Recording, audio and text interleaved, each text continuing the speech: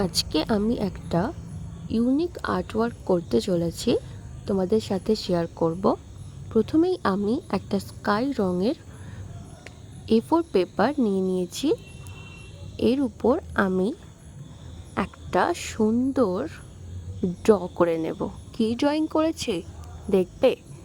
দেখো, এরকম 3জন dancing girl আমি ড্র করেছি।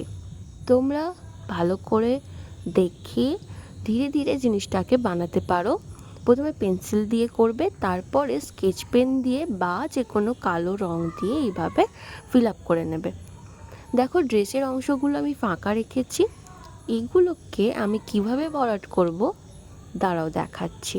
কিছু পেস্তা বাদাম বাড়িতে ছিল, সেগুলোর খোলাই নিয়ে নিয়েছি। সেগুলোকে আমি আঠা দিয়ে এইভাবে লাগিয়ে নেব। সুন্দর দেখতে হবে, চলো করা যাক। এইভাবে আঠা দিয়ে লাগিয়ে নিয়েছি। প্রত্যেকটা ফিগারেই আমরা এইভাবে আঠা দিয়ে লাগিয়ে নেব। একটাতে দেখিয়ে দিলাম, পরেরগুলো তোমরা করে নেবে। এরপরে নিচের পোর্শনটাও আমরা একইভাবে পেস্তা বাদামের খোলাগুলো এইভাবে লাগিয়ে দেব। কিভাবে লাগাবো একটু তোমাদের দেখিয়ে দিই।